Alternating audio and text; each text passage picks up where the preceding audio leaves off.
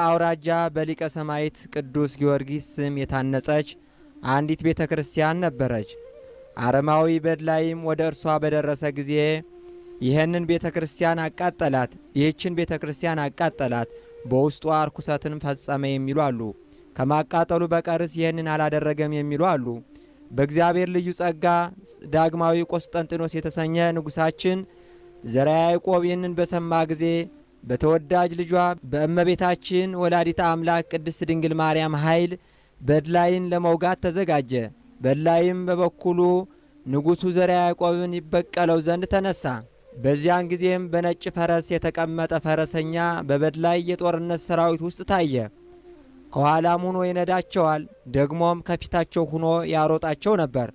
ከንጉሳችን ዘርዓ ያዕቆብም አጠገብ ባደረሳቸው ጊዜም ያ ነጭ ፈረሰኛ ከበድላይ ሰራዊት ተለይቶ የበድላይ ጦር ለመውጋት ከንጉሳችን ከዘርዓ ያዕቆብ ሰራዊት ጋር ተቀላቀለ። በክርስቲያንና በአረማውያኑ መካከልም ጦርነቱ በርቶ አረማውያኑ ተሸነፉ።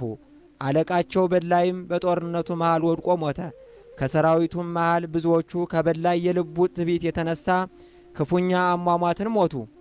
በዲቦራና በባርቅ ዘመን እግዚአብሔር ሲሳራን በኢያቤል እጅ እንዳዋረደው እንዲሁም በይሁዳ ንጉሥ ሕዝቅያስ ዘመነ መንግሥት ሰናክሬም እንደተዋረደ እግዚአብሔር ለእስራኤል ይዋጋላቸው ነበርና በዮዲት ዘመንም ሆሎፎርኒስም እንደተዋረደ በድላይም ዛሬ ክፉኛ ተዋረደ ተባባሉ።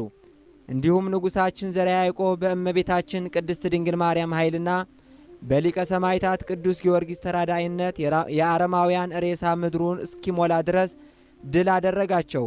ምድር በደማቸው ተናወጠች። የሞቱትና የተማረኩትን ብዛት ቁጥር ለመድረስ አይቻልም። የተማረከው ገንዘባቸውም ጌጣቸውና የፈረሶቻቸውን ጌጥ የጦር መሳሪያቸው ብዛትና ጥራት እጅግ አስደናቂ ነበር።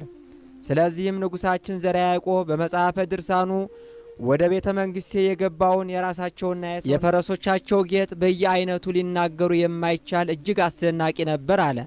ሊቀ ሰማዕታት ቅዱስ ጊዮርጊስም አረማውያንን በሚዋጋበት ጊዜ አረማውያን ራሳቸውን በነጭ ፈረስ ተቀምጦ በግልጽ ሲዋጋቸው በማየታቸው ሊቀ ሰማዕታት ቅዱስ ጊዮርጊስ ተዋጋልን ብለው መሰከሩ። ክርስቲያኖችም ደግሞ ሊቀ ሰማዕታት ቅዱስ ጊዮርጊስ ረዳን አሉ። በዚያም የጦርነት ቀን ሌሊቱን ሊቀ ሰማዕታት ቅዱስ ጊዮርጊስ በስሙ በታነጸች በአንዲት ሌላ ቤተ ክርስቲያን የጦር መሳሪያ የታጠቀ ወታደር ተመስሎ ለአንድ ቄስ ተገለጠለት። ጦሩን በእጁ ይዟል። ለቄሱም ዛሬ ከበድላይ ጋር ውዬ መጣሁ አለው። ስለዚህም እኛ የክርስቶስ ወገኖች የሊቀ ሰማዕታት ቅዱስ ጊዮርጊስ ምስክርነት አግኝተናልና